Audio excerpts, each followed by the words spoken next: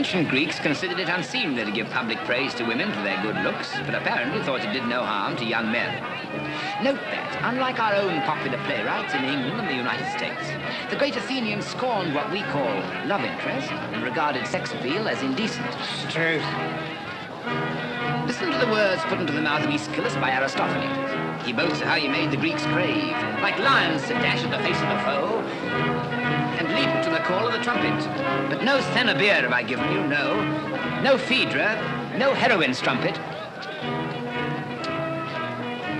It's no use. This open-air experiment's no good. Or else they haven't the knack of attracting an audience. I'm afraid I must have bored you terribly. Oh, no, sir. No. You sounded a bit heathenish at first, almost as if you believed in them queer old gods. I talked to my missus about it. You see, sir, she's keen on the Salvation Army and likes good, serious talk. But when you said last Sunday that God was there all along, whatever they called him, I knew it was all right. I never thought much of myself as a speaker, but I've never lost my whole audience before. Oh, not at all, sir. I've heard worse. But there's two things that no speaker can stand up against. What are they, may I ask? One's a band, the other's a fight. Salvation Army knows that. They always has a band. Well, I'm off duty now that your meeting's over, sir. I'll take you across, if you like. Oh, thank you. There's a special attraction this Sunday. There's Major Barbara. Major Barbara? How can a woman be a major? Oh, she can in the army, sir. Or a sergeant, or a colonel, or even a general. Really? Yeah. If you want a tip or two on how to gather a meeting and hold it, you might do worse than hear her take the Sunday service. I will. I've a fancy for collecting religious experiences.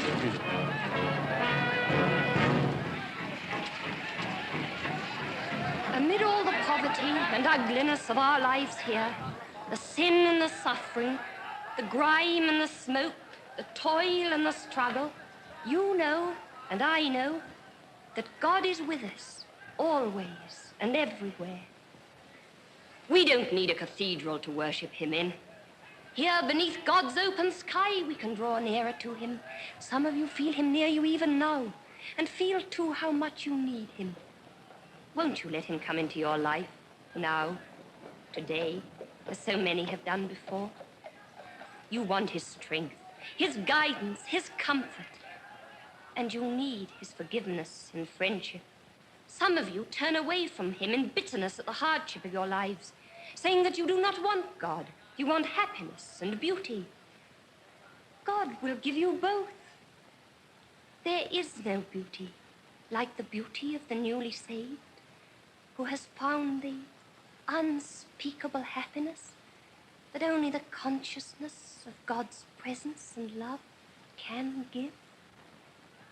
We in the army have our daily trials. Most of us are as poor as you are, but we are all happy, and the mark of that happiness is on us all for you to see.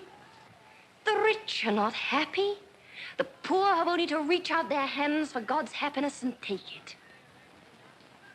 Is there anyone here who has courage enough to raise his hand as a sign that he would like us to pray for him? Make the decision now. In your need and loneliness, God can meet with you. There must be someone here who feels that he should raise his hand, but it isn't easy. It's the easiest thing in the world to do. You've done it often enough, to beckon to your child or to stop a trolley car. You feel too shy, perhaps. Never mind. I will pray for him, and God will give him the courage of a lion. Come, do not keep God waiting. Thousands have done it, and if you can find me one who has done it and been sorry afterwards, I will put off this dear uniform and never pray again. Come, come. I know there is someone. Ah, I found him. Let the brave gentleman come to the front. Make room for him, please. Give me your hand, dear brother. Will you come with me to our shelter where we pray together? Friends, you will now sing How Sweet the Name of Jesus Sounds.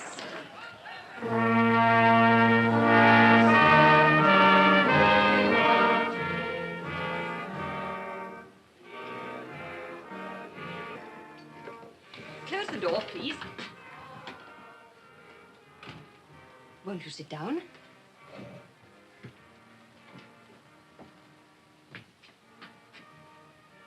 Now, before we pray a little together, may I tell you to forget that we've never met before?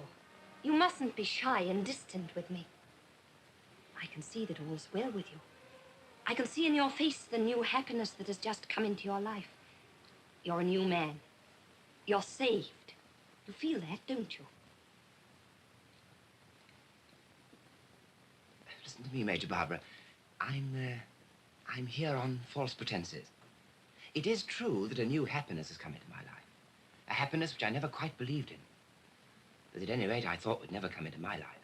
It has come. Thank God. Take care. It hasn't made me a better man. It's made me an utterly unscrupulous one. What do you mean? Look at me. Look deep into my eyes. Is the new happiness that you see there the kind of happiness you're thinking of? It must be. There's no other happiness like it. It gladdens my heart because, under God, I have brought it there. Good. Now, let me warn you that I am a scholar and a gentleman. I'm as poor as a church mouse, like all scholars. I'm no good for anything in the way of worldly success. But what does that matter? We're all poor here. We never think of money or success. When all our money's spent, we pray for more. And it comes. It always comes. Take your mind off such things. And now, shall we pray together? I never pray. At least, not in your way. The new thing that's come to me is not that I'm saved. I was saved when I was 5 years old, when I first swallowed your religion. Since then, I've swallowed 20 religions. It's my life's work. I'm interested in the essence of all religions, not in their catchwords or in yours. Let us find it for you here. We can. Nonsense. I have more to teach you about religion than you can yet imagine. You think so? Then why have you come here with me? Why did you hold up your hand? Because I have impulses that I cannot explain. They come very seldom, but when they come, nothing can stop me. There's an end of my conscience, of my prudence, of my reason. Such an impulse seized me at the moment I saw you. You may be poor.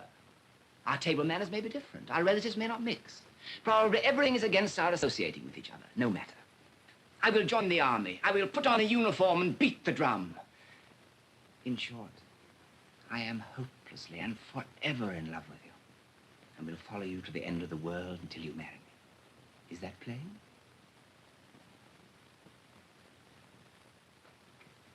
Perfectly. And now, will you begin by seeing me home? I should like to put you through your first trial by showing you where I live and introducing you to my family. God has some little surprises for you, my friend. Have we far to go? What about a taxi? We don't run to taxis in this part of the world. Most of us have never been in one. We'll have to take a bus. Well, there's a 73. Jump in.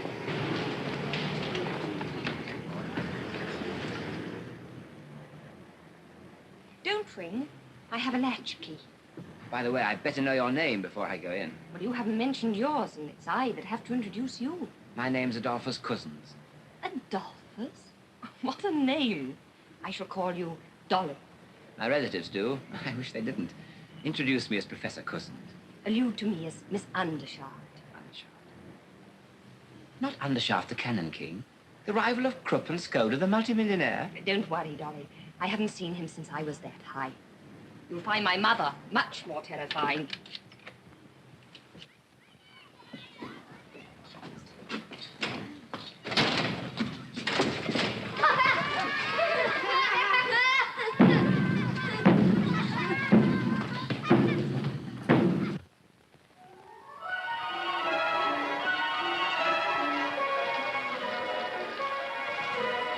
Remember the first time we caught a bus here, Major?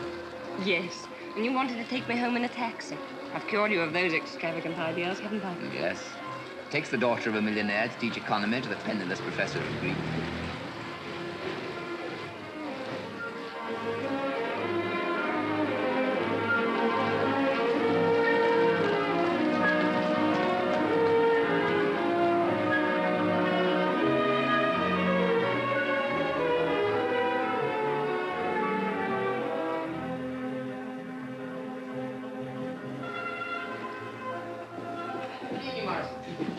suppose it's late for dinner? I regret to say so. So, Oh, excuse me.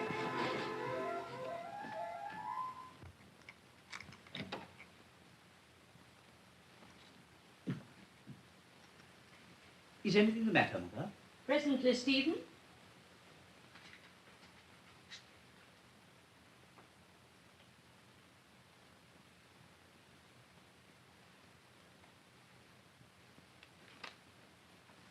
Don't begin to read, Stephen. I shall require all your attention. it was only when I was waiting. Now. I haven't kept you waiting very long, I think. Not at all, Mother. Give me my cushion, please. Sit down. Don't fiddle with your tie, Stephen. There's nothing the matter with it. Oh, I beg your pardon. Stephen, I really cannot bear the whole burden of our family affairs any longer. You must advise me. Really, Mother, I know so little about our family affairs. So impossible to mention some things, too. I suppose you mean your father. Yes? My dear, we can't go on all our lives not mentioning him.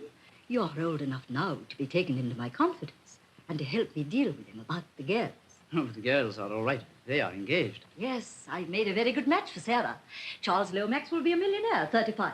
But in the meantime, his trustees cannot allow him more than 800 a year. Yes, but... Sarah will have to find at least another 800. And what about Barbara? I thought Barbara was going to make the most brilliant career of all of you. And what does she do? Joins the Salvation Army and walks in one evening with a professor of Greek whom she's picked up in the street. Yes, I was rather taken aback when I heard they were engaged. Cousins is a very nice fellow, certainly. No one would ever guess that he was born in Australia. Oh, Adolphus Cousins will make a very good husband. After all, nobody can say a word against Greek. Oh, no, indeed. Besides, my dear, you must marry soon. I'm trying to arrange something for you. Don't sulk, Stephen. I'm not sulking, Mother. And what has all this to do with my father? My dear Stephen, where is the money to come from?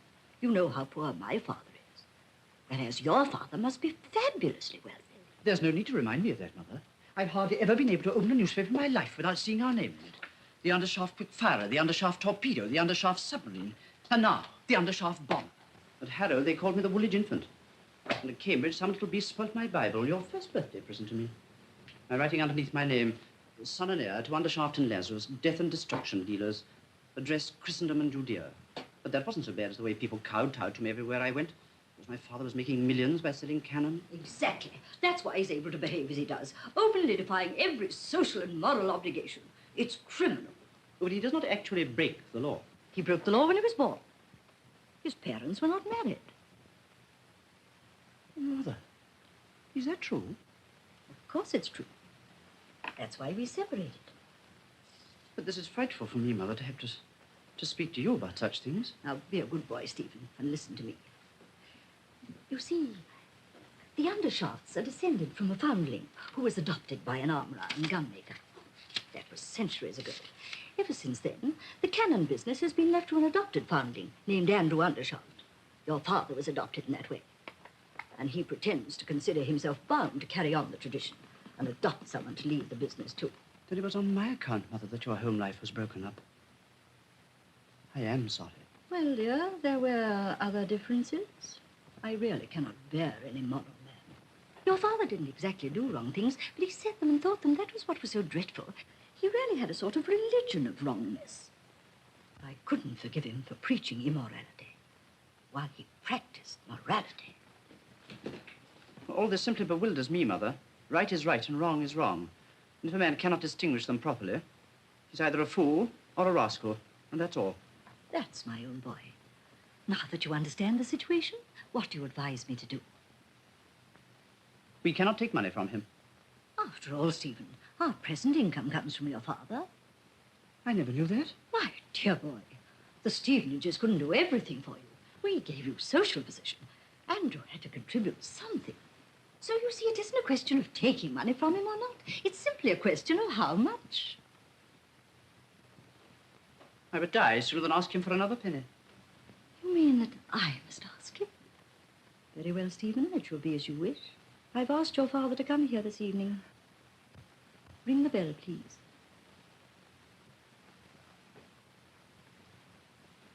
He may be here at any moment.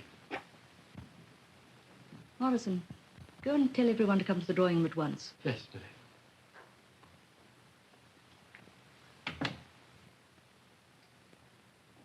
Mother, are Charlie and Dolly to come in? Barbara, I will not have Charles call Charlie. The vulgarity of it positively makes me ill. It's all right, Mother. Are they to come in? Yes, if they will behave themselves.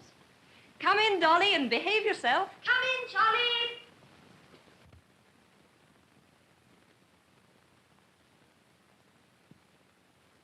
Sit down, all of you. Listen to me, children. Your father is coming here this evening. What? Oh, I say. You're not called on to say anything, Charles. Are you serious, Mother? Of course I'm serious. It's on your account, Sarah, and also on Charles's. I hope you're not going to object, Barbara. I? Why should I? My father has a soul to be saved like anybody else. He's quite welcome as far as I'm concerned. Yes. Well, not that I mind him coming here, you know, if Sarah doesn't. Thank you. Adolphus, have I your permission to invite my own husband to my own house? You have my unhesitating support in everything you do, Lady Brett. I wonder how the old boy will take it. Much as the old girl will, no doubt, Charles. No, I didn't mean it. At least I... You didn't think, Charles. You never do. The result is you never mean anything. Now, please attend to me, children. Your father will be quite a stranger to us. I suppose he hasn't seen Sarah since she was a little kid, really. Not since she was a little kid, Charles, as you express it with that elegance of diction and refinement of thought that seem never to desert you. Accordingly...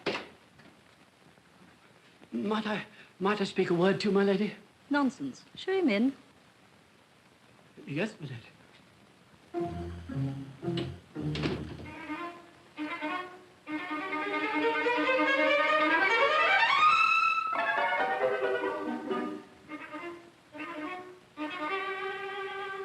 Does Morrison know who it is? Of course. Morrison's always been with us. It must be a regular corker for him, don't you know? Is this a moment to get on my nerves, Charles? No, but this is something out of the ordinary. Really, I never expected to meet the mystery man of Europe.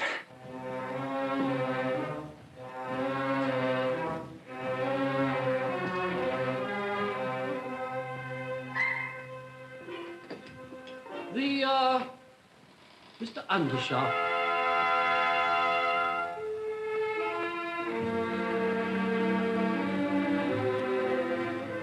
Good evening, Andrew. How do you do, my dear? You look a good deal older. I am somewhat older. Time has stood still with you. Rubbish. This is your family. Is it so large? I'm sorry to say my memory is failing very badly in some things. Ah, I can see that you're my eldest. I'm very glad to meet you again, my boy. Andrew, do you mean to say you don't remember how many children you have? Well, I must confess I recollect only one son. So many things have happened since then, of Andrew, course. you're talking nonsense. Of course you have only one son. That is Charles Lomax, who is engaged to Sarah. My dear sir, I beg your pardon. Not all right. This is Stephen. Happy to make your acquaintance, Mr. Stephen. Ah, then you must be my son. How are you, my young friend? He's very like you, my love. No, you flatter me, Mr. Undershaft. My name is Cousins, engaged to Barbara. This is Major Barbara Undershaft of the Salvation Army. This is Sarah, your second daughter. And that is Stephen Undershaft, your son. My dear Stephen, I beg your pardon. Not at all. Mr. Cousins, I'm much indebted to you for explaining so precisely. Barbara, my dear. Sarah. Oh, Sarah, of course. Barbara, I am right this time, I hope. Quite right. Sit down, all of you. Sit down, Andrew. Thank you, my love. Yeah, Oh. Thank you.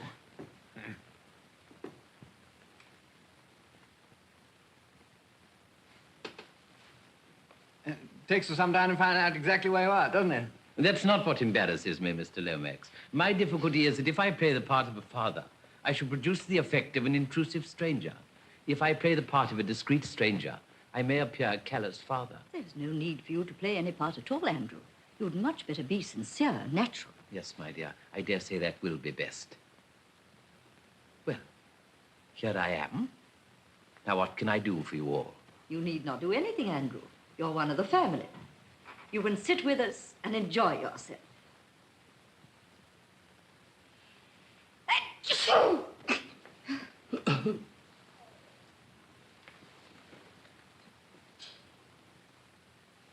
What on earth is this, Morrison? Your hot lemon and ginger, sir. Always at 9:15. Your memory seems to be a great deal better than mine. Charles Lomax, if you can behave yourself, behave yourself. If not, leave the room. I'm awfully sorry, lady, but really, no, upon myself. Why don't you laugh if you want to, Charlie? It's good for your inside. Barbara, you've had the education of a lady. Please let your father see that. And don't talk like a street girl. Never mind me, my dear. As you know, I'm not a gentleman, and I was never educated. Oh, but nobody did know it, I assure you. You look all right, you know. Oh, thank you very much. Charlie, I think you'd better play something for us. Oh, perhaps that sort of thing isn't in your line. I'm particularly fond of music. Are you? Well, you mustn't expect too much.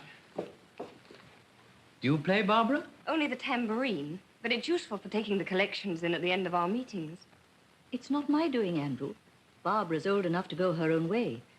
She has no father to advise her. Oh, yes, she has. There are no orphans in the Salvation Army. Your father there has a great many children and plenty of experience, How did you come to understand that? Charles, play us something at once. One moment, Mr. Lomax. I'm rather interested in the Salvation Army. Its motto might be my own. Blood and fire. But not your sort of blood and fire, no? Come down tomorrow to my shelter at Limehouse and see what we're doing. We're going to march to a great meeting at the Albert Hall. Come and see the shelter and then march with us. It'll do you a lot of good. Can you play anything? In my youth, I earned pennies and even shillings occasionally in the streets and public house parlors by my natural talent for step dancing. Later on, I became a member of our factory's orchestral society and performed passably on the tenor trombone. Well, that's splendid. Many a sinner has played himself into heaven on the trombone, thanks to the army. Really, Barbara, you go on as if religion were a pleasant subject. Do have some sense of propriety. I don't find it an unpleasant subject, my dear. It's the only one capable people really care for. Well, if you're determined to have it, I insist on having it in a proper and respectable way. This seems to be an admirable occasion for family prayers. Oh, I say. Charles, ring the bell. I'm afraid I must be going. You can't go so soon, Andrew. It'd be most improper. Sit down. My dear, I have conscientious scruples. May I suggest a compromise? If Barbara will conduct a little service elsewhere, I'll attend it willingly. I'll even take part if a trombone can be procured. Don't mock, Andrew. You don't think I'm mocking my love, I hope. No, of course not. And it wouldn't matter if you were. Half the army came to their first meeting for a joke. Come along to the nursery, Papa. Come on, Dolly. Dolly. I will not be disobeyed by everybody. Adolphus, sit down. Charles, you may go. You're not fit for prayers. You cannot keep your countenance. But you, Adolphus, can behave yourself if you choose to. I insist on your stay. My dear Lady Britt, there are things in the family prayer book that I couldn't bear to hear you say. What things, pray? Well, you'd have to say before everyone, we've done those things we ought not to have done. Left undone those things we ought to have done, and there's no health in us. And I couldn't bear to hear you doing yourself such an injustice. As for myself, I flatly deny it, so I must go. Well, go. And remember this, Adolphus. I have a very strong suspicion that you went to the Salvation Army to worship Barbara and nothing else. And I quite appreciate the very clever way in which you systematically humbugged me. I found you out. Take care Barbara doesn't. That's all. Don't give me away.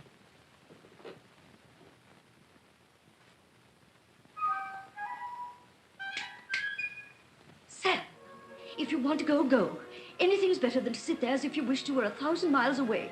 Very well, Mama.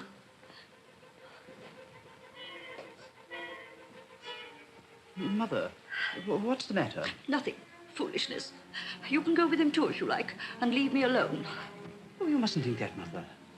I don't like him. The others do. That's the injustice of a woman's lot. A woman has to bring up her children. That means to punish them, to deny them things they want, to do all the unpleasant things. And then the father, who has nothing to do but to pet them and spoil them, comes in when all her work is done and steals their affection from her. Have you ever saved a maker of cannons? No. Will you let me try? I'll make a bargain with you. If I go to see you tomorrow in your Salvation shelter, will you come the day after to see me in my cannon works? Take care. May end in your giving up the cannons for the sake of the Salvation Army. Are you sure it won't end in your giving up the Salvation Army for the sake of my cannons? I'll take my chance of that. And I'll take my chance of the other. Where is your shelter? In Limehouse, at the sign of the cross. Ask anybody in Chinatown. Where are your works? At Perivale St. Andrews, at the sign of the sword. Ask anybody in Europe.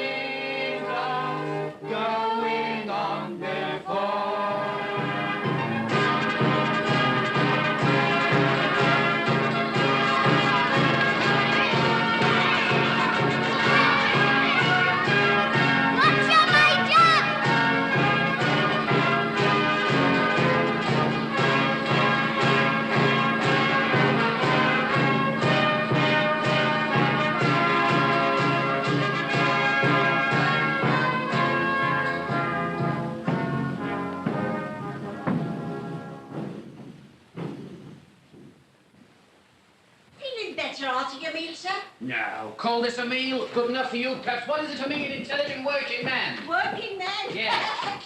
What are you?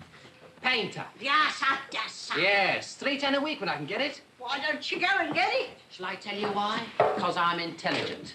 Yes, intelligent beyond the station of life into which it has pleased the capitalists to call me. And they don't like a man that sees through them.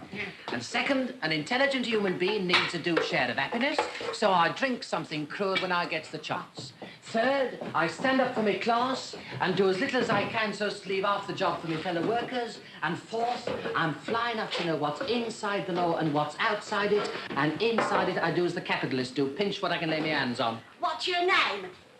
Price. Bronte O'Brien Price. Snobby Price for short. What's yours? Rummy Mitchins, sir. Your health, Miss Mitchins.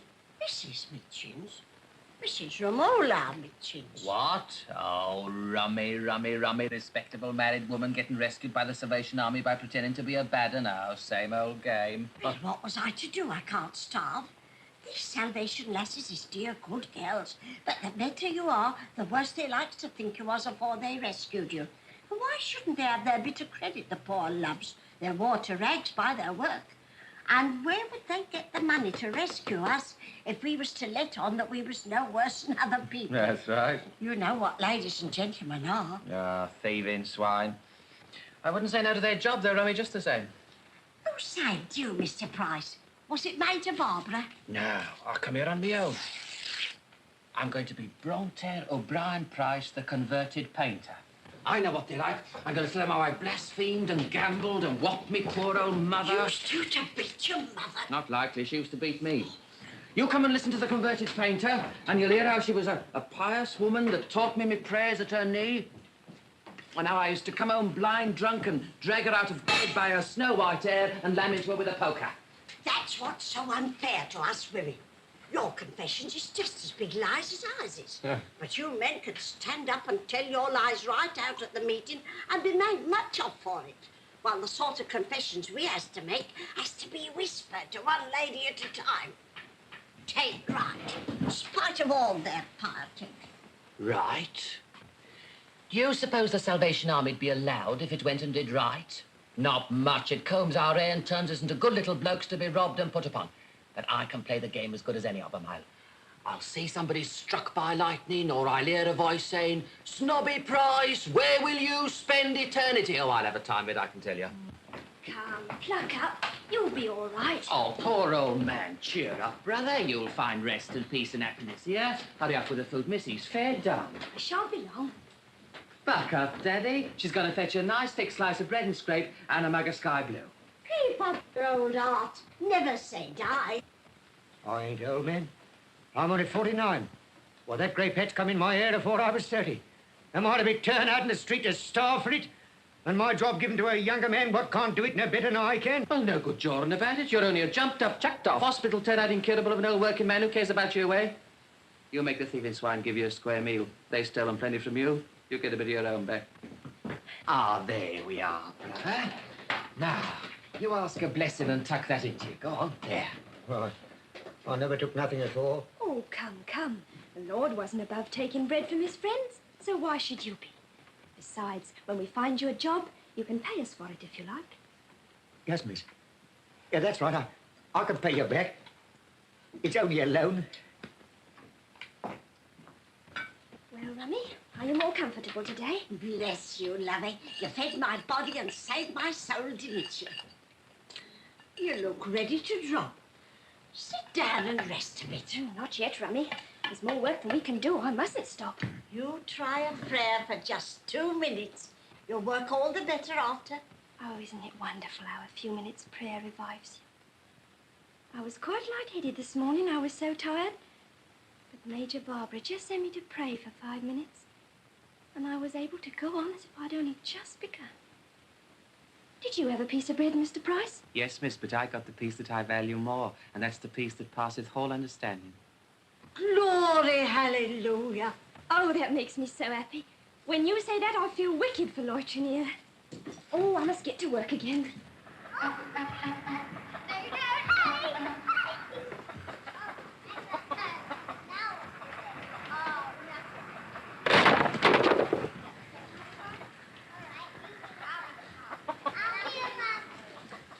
Hello, Bill. Can't you go? Ah.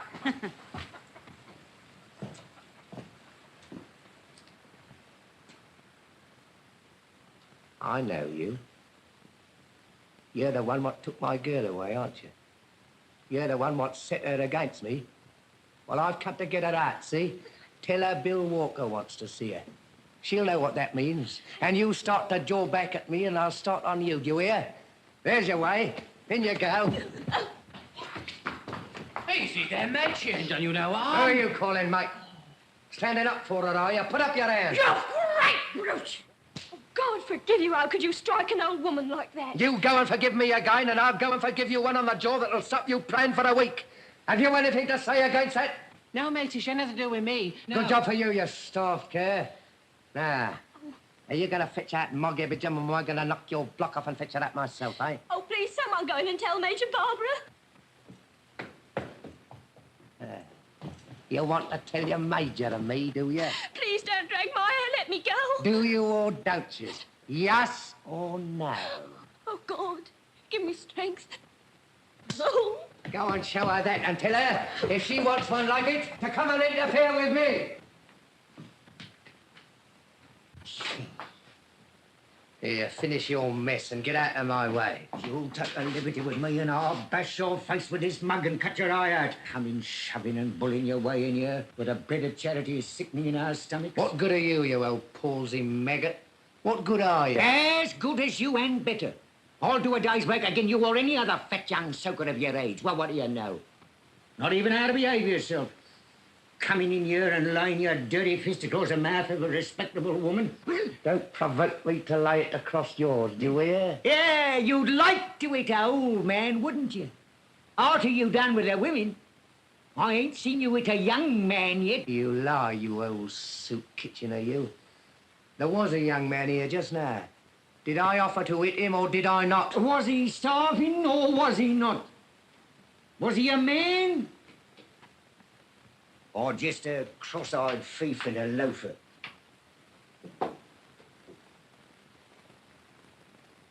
Would you hit my son-in-law's brother?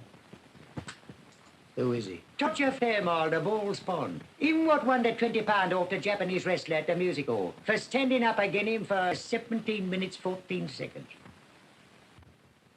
I ain't no musical wrestler. Can he box? Yes, and you can't. What, I can't I? What's that you say? Will you box Todger Fairmile if I put him onto you? I'll stand up to any man alive if he was 10 Todger Fairmiles, but I don't set up to be a professional. Here, what am I doing talking to an old mucker like you for? I'm going in there to fix her out. You're going to be carried to the police station on a stretcher, more likely. You mind what you're about. Why, haven't you heard that the Major here is a grand order, no? You'll see. Well, I ain't done nothing to her. Suppose she says you did. Who's going to believe you? God, there ain't no justice in this country. I'm as good as her. Tell her so. It's what a fool like you would do. Good morning. Morning. Sit down. Make yourself at home. Now then, since you've made friends with us, we want to know all about you. Name and trades, please. Peter Shirley, fitter. Chucked out of my job 2 months ago because I was too old. You'd pass still. Why didn't you dye your hair? I did. And my age came out at the coroner's inquest in my daughter. Steady. She told you. Never out of a job before. Good worker and sent to the scrap heap. No matter. If you did your part, God will do his. My religion's no concern of nobody but myself. I know. Secularist. Did I offer to deny it? Why should you? My own father's a secularist, I think. Our father, yours and mine, fulfills himself in many ways. And I dare say he knew what he was about when he made a free thinker of you. So buck up, Peter. We can always find a job for a steady man like you. What's your name? What's that to you? Afraid to give his name. Any trade? Who's afraid to give his name? If you've got a charge to bring against me, bring it. My name's Bill Walker. Bill Walker? Oh, you're the man that little Jenny Hill was praying for inside just now. Who's Jenny Hill and what call she got to pray for me? I don't know. Perhaps it was you that cut her lip. Yes, it was me what cut her lip. I ain't afraid of you. How can you be, since you're not afraid of God? You're a brave man, Mr. Walker. It takes some pluck for us to carry on our work here, but none of us dare lift a hand against a girl like that, for fear of our Father in heaven. I don't want none of your cat and jaw, see? I suppose you think I came here to beg from you like this damaged lot here. Not me.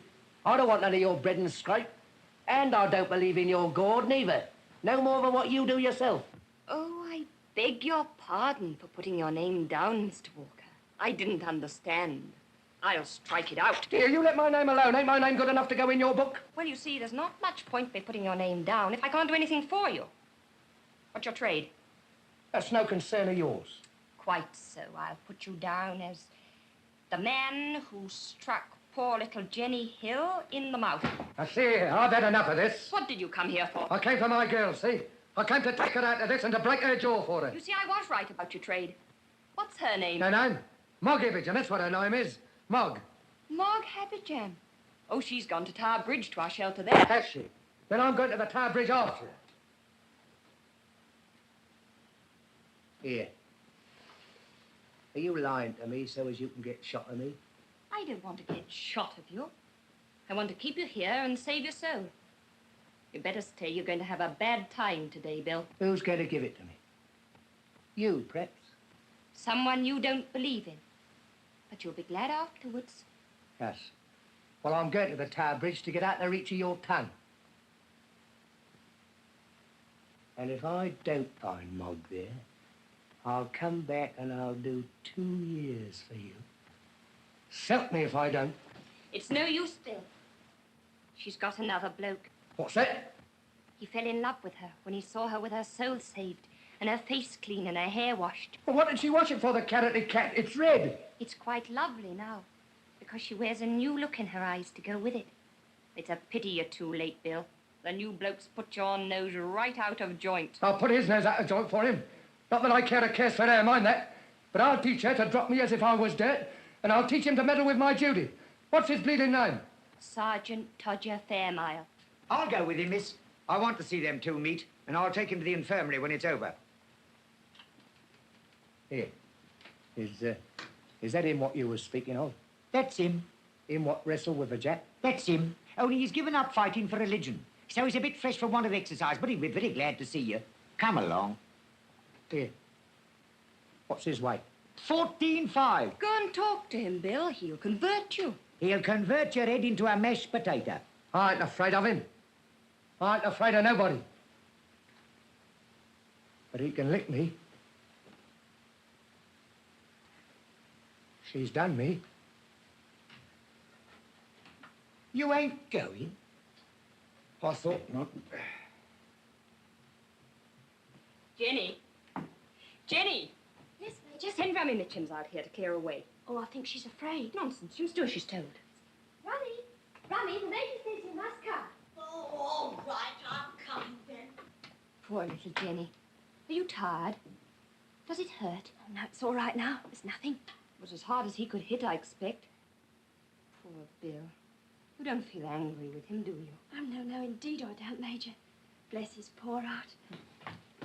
Now, come on, Rummy, bustle. Taking these mugs and plates to be washed and throw those crumbs about for the birds. There ain't got to be no crumbs. This ain't a time to waste good bread on birds. Major! Major!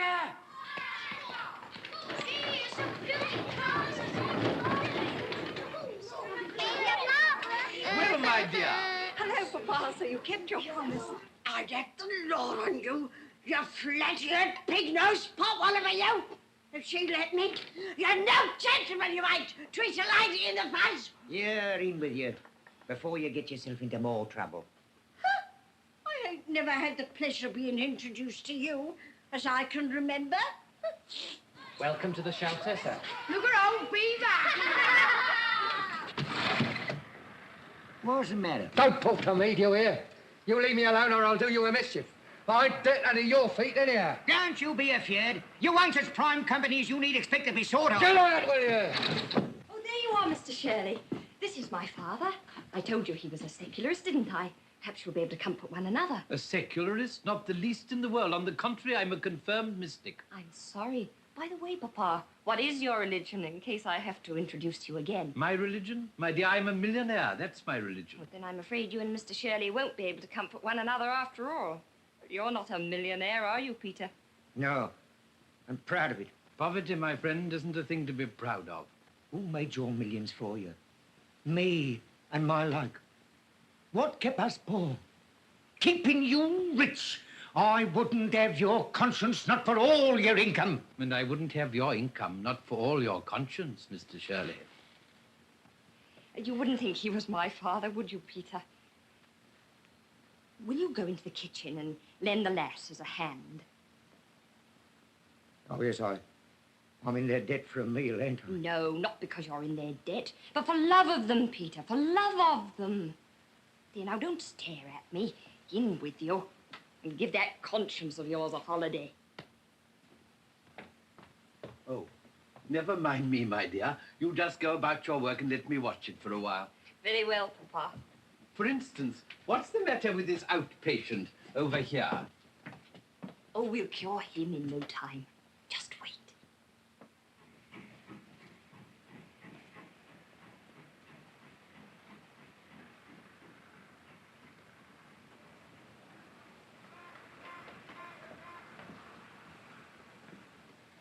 It would be nice just to stamp on Mog Habijam's face, wouldn't it, Bill? It's a lie. I never said so. Who told you what was in my mind? Only your new friend, What new friend? the devil, Bill. When he gets round people, they get miserable, just like you. I ain't miserable. Well, if you're happy, why don't you look happy as we do? I'm happy enough, I tell you. Why can't you leave me alone? What have I done to you? I ain't smashed your face in, have I? It's not me that's getting at you, Bill. Who else is it? Somebody that doesn't intend you to smash women's faces, I suppose. Somebody or something that wants to make a man of you. Make a man of me. Ain't I a man, eh? Who says I'm not a man? Well, there's a man in you somewhere, I suppose, but why did he let you go and smash little Jenny Hill's face? Now, that wasn't very manly of him, was it? Have done with it, I tell you. Chuck it. I'm sick of your Jenny Hill and her silly face. Then why do you keep thinking about it? Why does it keep coming up against you in your mind? You're not getting converted, are you, Bill? Not me, not likely. That's the spirit. Hold out against it. Put out your strength. Don't let's get you cheap. Todger Fairmile said he wrestled against his salvation harder than he ever wrestled with the Jap at the music hall. He gave in to the Jap when his arm was going to break, but he didn't give in to his salvation until his heart was going to break. Or perhaps you'll escape that. You haven't any heart, have you, Bill? Why ain't I got a heart? Same as what anybody else has. Well, a man with a heart wouldn't have smashed poor little Jenny Hill's face, would he? Leave me alone, will you? Have I ever meddled with you? Nagging and provoking me like this? It's your soul that's hurting you, Bill. And not me. We've been through it all ourselves. Come with us, Bill. To brave manhood on earth and eternal glory in heaven. Come. Oh, there you are, Dolly. I want to introduce a new friend of mine, Mr. Bill Walker. Bill, this is my bloke, Mr. Cousins. What? Going to marry him? Yes. Heaven help him. Heaven help him. Why, don't you think he'll be happy with me? Well, I've only had to stand it for an afternoon. He'll have to stand it for a lifetime. That is a frightful reflection, Mr. Walker, but I can't tear myself away from her. Well, I can. Here. Do you know where I'm going to and what I'm going to do? Yes, you're going to heaven, and you're coming back here before the week's out to tell me You so. lie. I'm going to Tower Bridge to spit in Todger Fairmile's eye. I bashed Jenny Hill's face in. Well, now I'll get my own face bashed and come back and show it to her. He'll hit me harder than what I hit her. That'll make us square. Is that fair or is it not? You're a gentleman. You ought to know. But two black eyes won't make one white one, Bill. Can't you never keep your mouth shut? I asked the gentleman. Yes, I think you're right, Mr. Walker. Yes, I should do it. It's curious. It's exactly what an ancient Greek would have done. But what good will it do? Well, it'll give Mr. Fairmile some exercise, and it'll satisfy Mr. Walker's soul. There ain't no such thing as a soul. How can you tell whether I've got a soul or not? You ain't never seen it. I've seen it, hurting you when you went against it. If you was my girl and took the words out of my mouth like that, I'd give you something you'd feel hurting, I would. You take my tip, mate. Stop there, Joe, or you'll die afore your time. Wore out. That's what you'll be. Wore out. I wonder. Dolly. Yes, my dear, it's very wearing being in love with you. If it lasts, I quite think I shall die young. Should you mind? Not in the least. Well, Oh, Papa. We've not forgotten you. You ready, miss? Yes, I'm coming, Snobby. Now, Dolly, explain the place to Papa. And don't get up to any mischief, you two.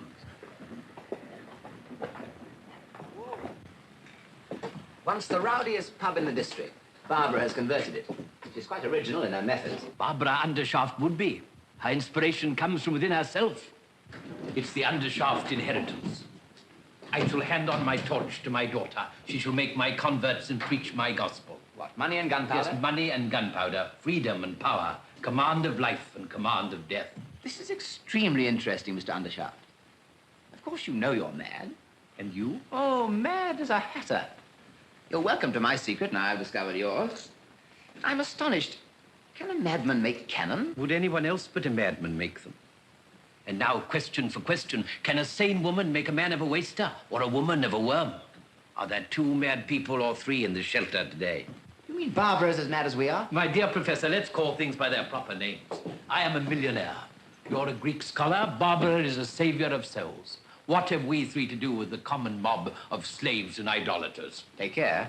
Barbara's in love with the common people, so am I. Have you never felt the romance of that love? Romance. You ever been in love with poverty like St. Francis? You ever been in love with dirt like St. Simeon? You ever been in love with disease and suffering like our nurses and philanthropists? Such passions are unnatural. This love of the common people may please an earl's granddaughter and a university professor. But I've been a poor man and a common man, and it has no romance for me. Leave it to the poor to pretend that poverty is a blessing. We know better than that.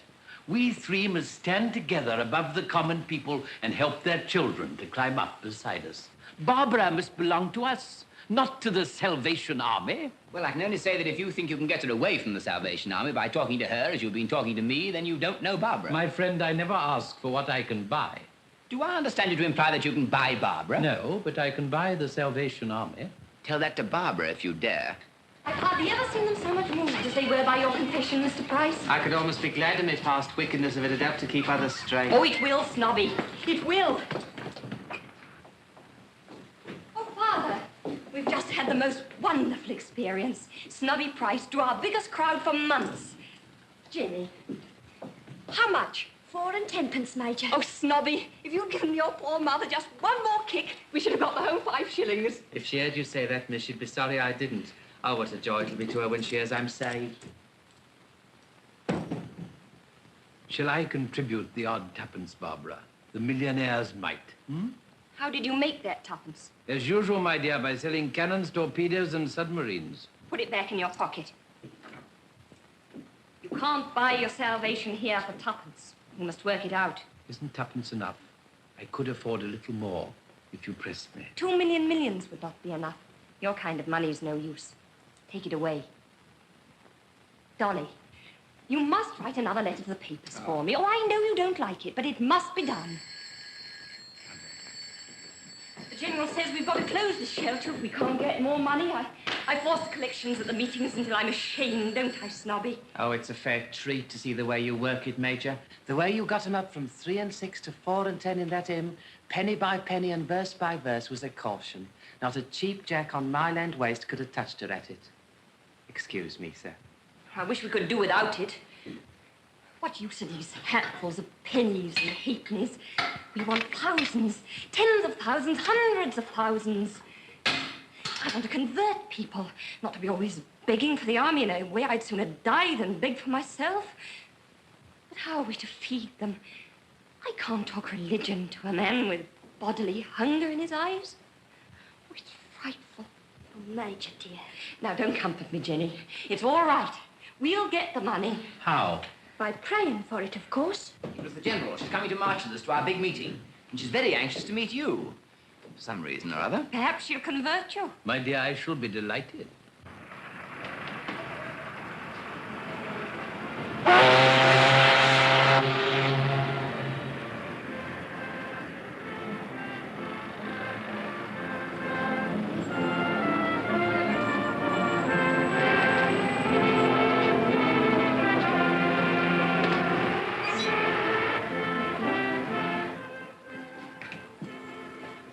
Half a bitter and put some gin in it. Dog's nose, right, mate.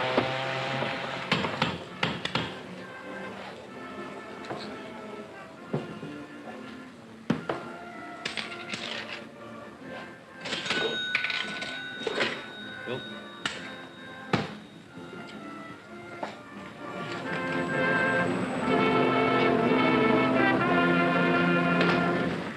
You all know who I am. Now, who are you? Todger Fairmile. Champion boxer, wrestler, and swimmer. Hello, Todger. Some of you have put money on me and won it. And some of us have lost it. You'll lose no more money that way. I may ask you for a penny or two presently to put in the young lassie's tambourine. I've been promoted sergeant in the Salvation Army. Yes, it's easier than fighting, ain't it? No, Corky. It's not easier, but it's ever so much happier. And who told you I'd given up fighting? I was born a fighter, and please God, I'll die a fighter. But the ring was too small for a champion like me. It was no satisfaction to me to knock out some poor fellow who'd been set up against me for a purse of money. I held his shoulders down on the mat. It was too easy. And there was no future in it for either of us. You don't say so. One day, I gave an exhibition spar for the benefit of charity. Our general was there, and I was introduced to her. She said to me, I was a wonderful young man. And she asked me, was I saved? No, says I. But I can go 15 rounds with Tommy Farr if you like to put up the money. Of course you can, she said. But can you go? Not 15 rounds, but eternity. With the devil, for no money at all. Well, I tried to make light of it. But it stuck. And a week later, I took the count for the first time, and I joined up. And now, I fight the devil all the time. And I'll say this for him, Corky. He fights fairer and harder than some champs we've tackled. But God is against him. And in that sign, we shall conquer. Now, shall we have another hymn?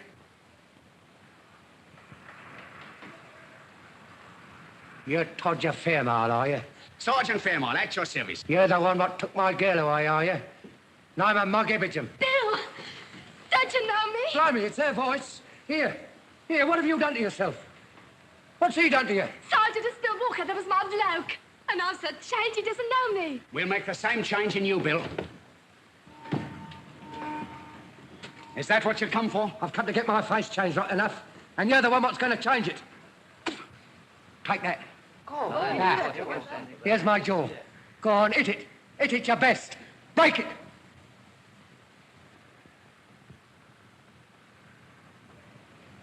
Oh, that I should be found worthy to be spit upon for the gospel's sake. Hit it! Glory, hallelujah. Glory, hallelujah. Bill, you shouldn't have done that. You've spit in the face of your salvation. Listen here, you. Do you know I slept with a girl named Jenny Hill? One of your limehouse lasses? We do. Has she converted you? Keep your mind off this conversion business and listen to what I'm saying. I broke Jenny Hill's jaw this morning. Oh, no, you didn't, Bill. It ain't so easy to break a jaw as you think. You haven't got the punch for it. You hit her in the face like a fine, bold fellow you are, and now you want to forgive yourself, and you find you can't, unless I give you a blow back harder than you can hit. Friends, this man is on the way to his salvation. Let us all pray for him. Kneel down, Bill. Get out, will you? Well, kneel down, brother. Get him on his knees. Here, you leave me alone. What do you think I'm made of, cast iron? Brother, pray with us. Dear Lord, break his stubborn spirit, but don't hurt his dear heart. Never mind my dear heart. How about my ribs?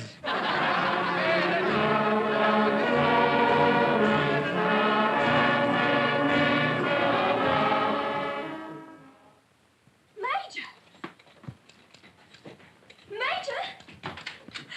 Major, that man's back again. Who? The one that hit me. Oh, I hope he's come back to join us. Well, get out. Hello, Bill. Back already? Been talking ever since, have you? Pretty nearly. Has Todger paid you out for poor Jenny's jaw? No, he ain't.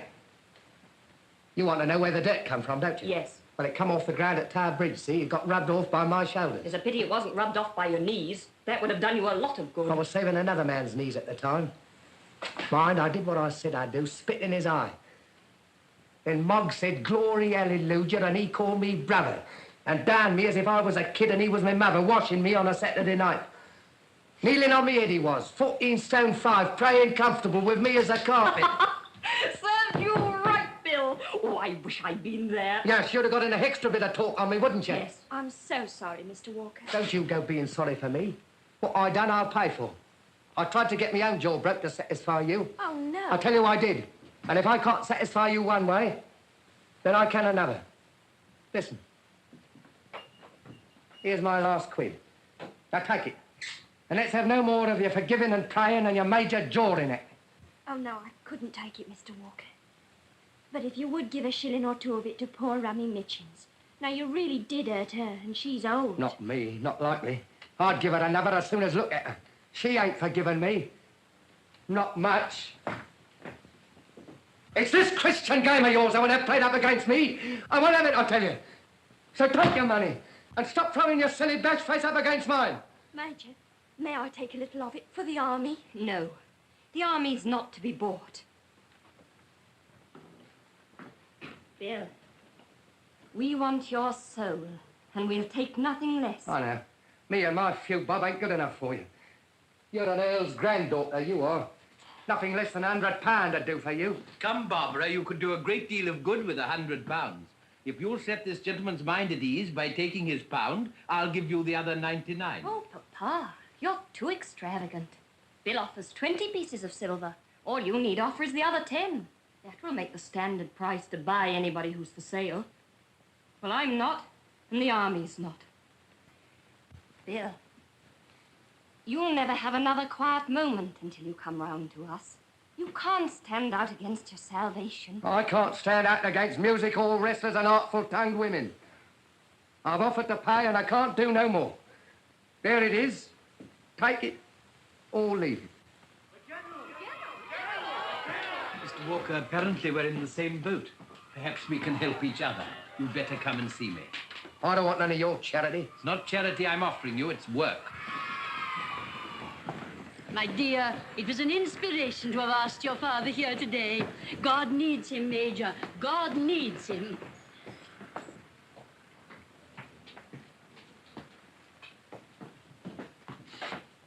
This is my father, General. Try what you can do with him. He won't listen to me because he remembers what a fool I was when I was a baby. Have you been shown over the shelter, Mr. Undershaft? You know the work we're doing, of course. The whole nation knows it, madam. No, sir, the whole nation does not know it. Or we should not be crippled as we are for want of money to carry our work through the length and breadth of the land. Let me tell you that there would have been trouble this winter in London, but for us... You really think so? I know it. I remember last year when all you rich gentlemen hardened your hearts against the cry of the poor. They demonstrated outside your clubs in Piccadilly. And actually walked into the Ritz and demanded a meal. I remember very well. Well, won't you help us to get at the people? They won't demonstrate then. Come here, my man. Let me show you to this gentleman. You remember the epidemic of window smashing? Remember it? I was the ringleader, Mum. Would you break windows now? Oh, no, Mum. The windows of heaven have been opened to me. I know now that the rich man is a poor sinner like myself. Begging your pardon, Mum. Mr. Price, your mother's asking for you. She's heard about your confession. Go, my friend, go to your mother and pray for her. You can come through the kitchen, Mr. Price. Oh, I couldn't face her now, ma'am, not with the weight of my sins fresh on me. Tell her she'll find her son at home, waiting for her in prayer. You see how we take the anger and bitterness out of their hearts, Mr. Undershaft? I do indeed, madam.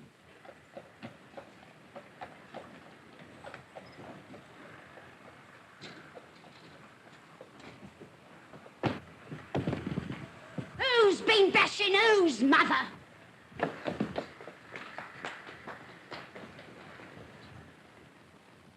Barbara, Jenny, I've good news, most wonderful news. Our prayers have been answered. Have we got enough money to keep the shelter open? I hope we shall have enough money to keep all the shelters open. Lord Saxmundham has promised us £50,000. Hooray! If 5 other gentlemen will give 10,000 each to make it up to the 100,000. But who is Lord Saxmundham? I never heard of him. A new creation, my dear. Do you ever hear of Sir Horace Bodger? Bodger? Do you mean the distiller? Bodger's whiskey? Yes, that's the man. He's one of the greatest of our public benefactors. He restored the cathedral at Hackington. They made him a baronet for that. He gave $500,000 to the funds of his party. They made him a viscount for that. What'll they give him for the 50,000? There's nothing left to give him, so the 50,000, I imagine, is to save his soul. Heaven grant it may. Oh, Mr. Undershaft, you have some very rich friends. Can't you help us towards the other 50,000? Look, we're going to hold a great meeting this evening at the Albert Hall. If I could only announce that one gentleman had come forward to support Lord Saxmundham, others would follow. Don't you know somebody? Couldn't you? Wouldn't you? Oh, think of those poor people, Mr. Undershaft. Think of how much it means to them and how little to a great man like you. Madam, you're irresistible. I can't disappoint you. And I can't deny myself the satisfaction of making Bodger pay up. You shall have your 50,000. Thank God. You don't thank me, madam. Oh, sir, don't try to be cynical. Don't be ashamed of being a good man. The Lord will bless you abundantly, and our prayers will be like a strong fortification round you all the days of your life. You'll let me have the check to show at the meeting, won't you? Mr. Duff. Thank you. I prefer my own.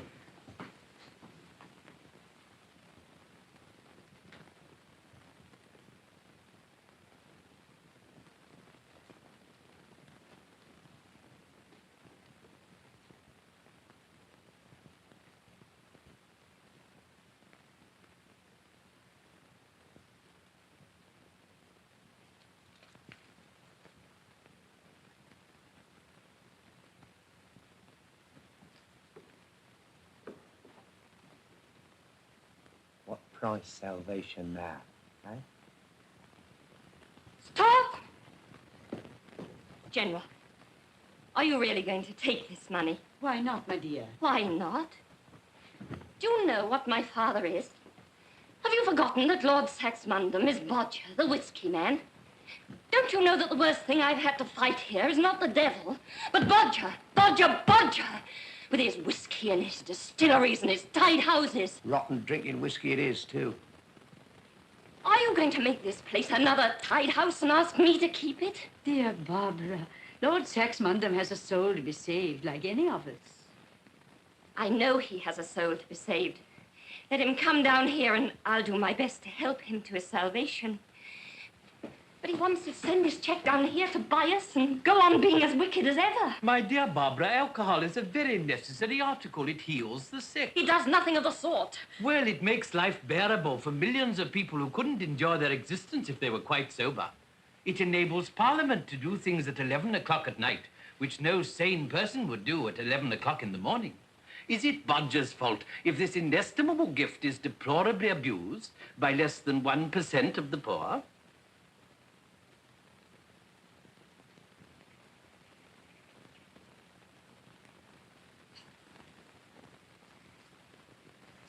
Barbara, will there be less drinking or more if all those poor souls we are saving come tomorrow and find the doors of the shelter shut in their faces?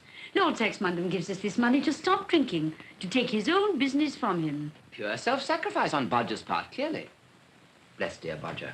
I also, General, may claim a little disinterestedness. Think of my business. Think of the widows and orphans, the oceans of blood not one drop of which is shed in a really just cause. All this makes money for me. I'm never busier, never richer than when the papers are full of it. Well, it's your work to preach peace on earth and goodwill towards men. Every convert you make is a vote against war.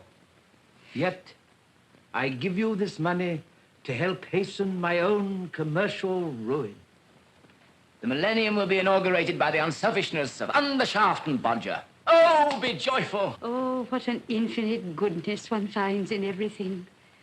Who would have thought that any good could come out of war and drink? Oh, dear, how blessed, how glorious it all is. A miracle. Let us seize this unspeakable moment. Let us march to the great meeting at once. Our shelter saved! Hooray! The army's saved! Yes, the general! Everybody's saved! Hallelujah! Glory, hallelujah! On to the meeting! On!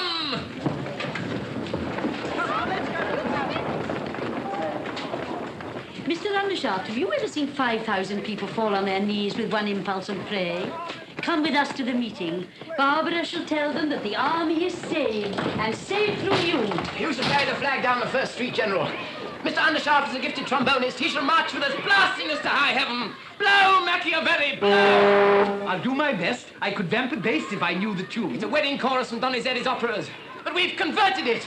We convert everything here, including Bodger. You remember the chorus? For thee, immense rejoicing, immenso jubilo, immenso jubilo. Rum-dum-de-dum-dum. Dolly, you're breaking my heart. What's a broken heart, more or less, here? St. Undershaft and St. Bodger have descended, the patron saints of peace and temperance. I am possessed! Come, Barbara. I must have my dear Major to carry the flag with me. Yes, yes, dear Major. I can't come. Come. Barbara, do you think I'm wrong to take this money? No, no. God help you, you must. You're saving the army. Go, and may you have a great meeting. But aren't you coming? No. Barbara, what are you doing? Major, you can't be going to leave us. Father, come here. My dear. No, don't be frightened. There. It's not much for £50,000, is it? Barbara, if you won't come and pray with us, promise me you'll pray for us. I can't pray now. Perhaps I shall never pray again. Barbara. Major. I can't bear any more. Barbara! Quick, march!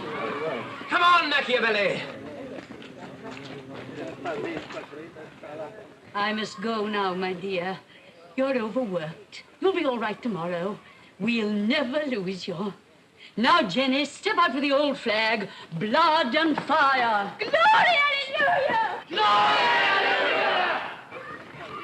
Hey, up there! Immenso jubilo!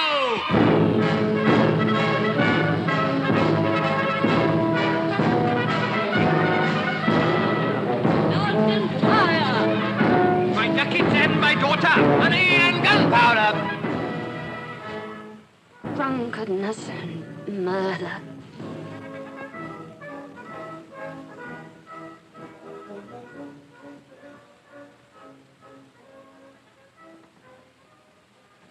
My God,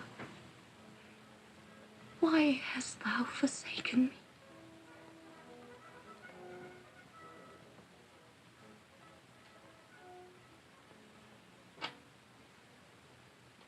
What price salvation now? Don't you hit her when she's done. She hit me when I was done. Why shouldn't I get a bit of my own back? Here, where's my money gone? Blimey, if Jenny Hill didn't take it after all. You lie, you dirty blackguard! Snobby Price pinched it. I see him do it. What's to my money? Why didn't you call thief on him, you silly old mucker, you? Serve you out for hitting me across the face. That's cost you £1, that has. I got even with you. I let it out to you. You can't afford to lose it, Bill. I'll send it to you. Not if I was to starve for it. I ain't to be bought. Ain't ya? Sell yourself to the devil for a pint of beer. So I would, and often have. Cheerful. But she can't buy me. You wanted my soul, did you? Well, you ain't got it. I nearly got it, Bill. But we've sold it back to you for £50,000. A dear at the money. No, it was worth more than money. It's no good. You can't get round me now. I don't believe in it. And I've seen today that I was right. Sell on old Soup Kitchener. Ta-ra, Major Earl's granddaughter.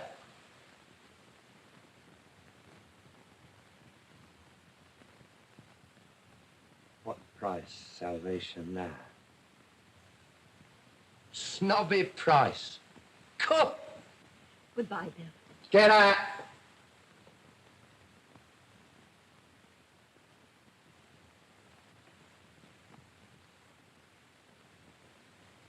That's all right, you know. Nothing personal. No malice. So long. Judy?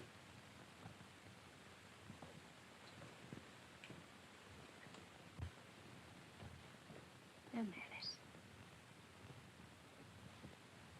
So long, Bill. All clear, Rummy. He's gone.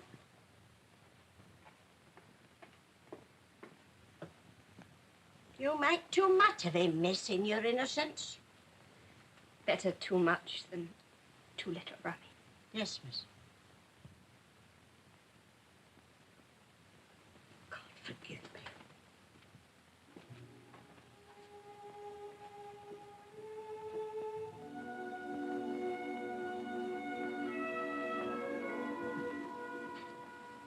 Let's go, Peter.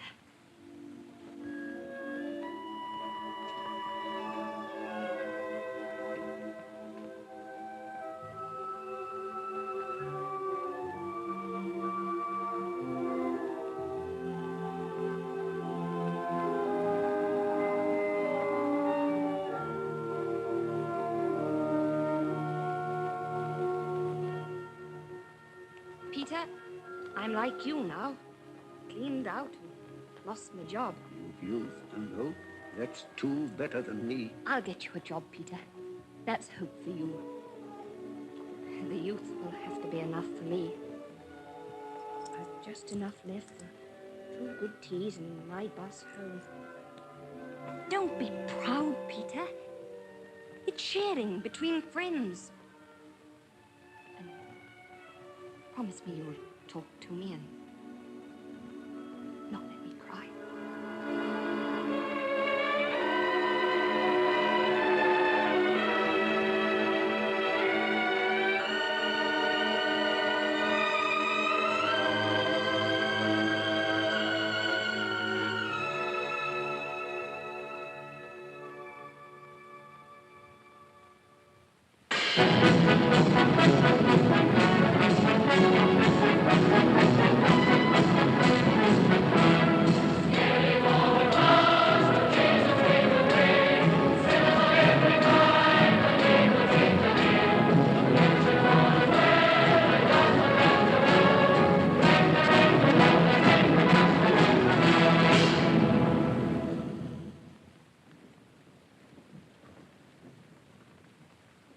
Let us pray.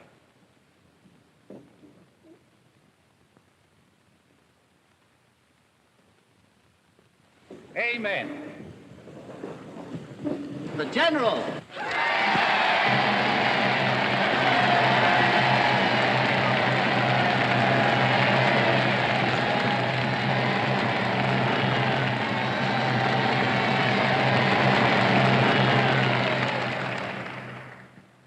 Friends, we have a duty tonight which we must not forget. God has answered our prayers wonderfully by sending us a great gift, one that will enable us to get through many winters as bitter as this one has been. without stinting one of his children of their little ration of bread and milk and their warm blanket in the shelter.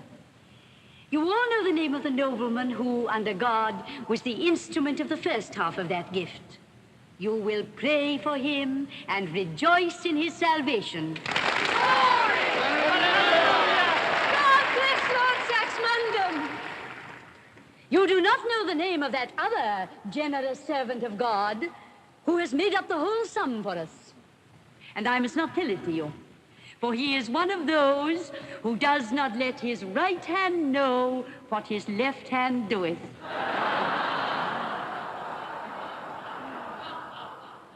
Friends, he is here among us tonight.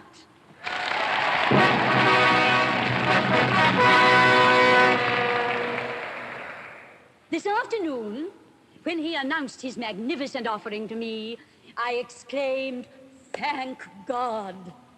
He smiled and said, "You do not thank me." I told him to come to this meeting, and he would hear how we thanked him. He has come, and you have kept my word for me.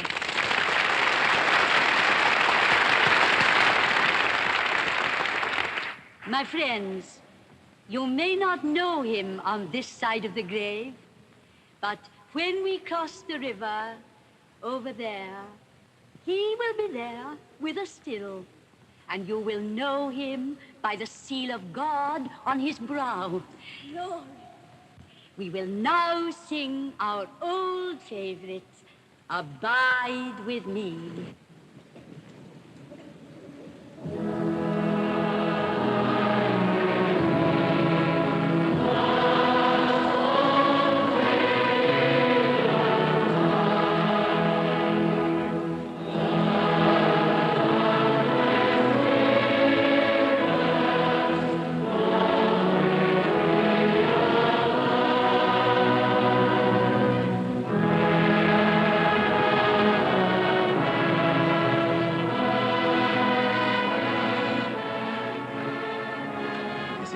More than I bargained for.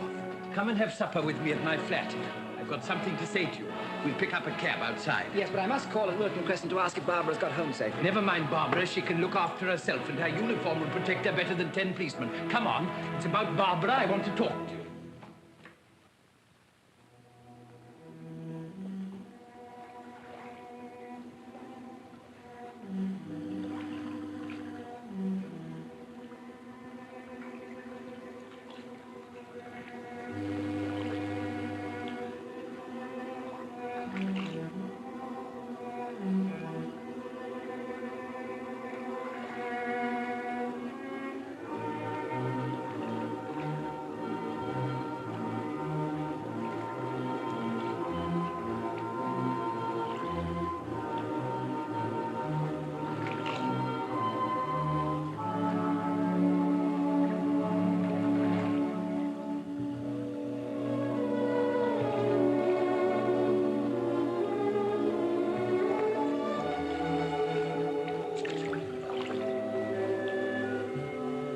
Now, then, what's your game? I've been watching you. Don't try throwing yourself after that bonnet and giving me the trouble of fishing you out, because you won't be let do it, see? That's what you thought, is it? Even if I wanted to throw away my life, I wouldn't risk yours. You'll excuse me, miss, but are you quite yourself this evening? I'm not at all sure. I've walked a very long way, and I've become quite tired suddenly. Do you think you could find me a taxi to take me home? Taxi, miss?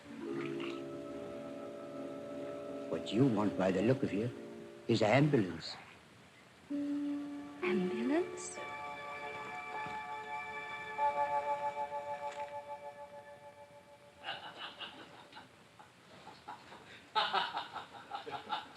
But she said, "You don't think me better." A remarkable woman. It's nice and warm in here. Help yourself, my friend. Have some brandy. No, thanks. I'll have some water. My throat's still dry. I don't know how to sing, and the result of my attempts at the meetings is always incipient laryngitis.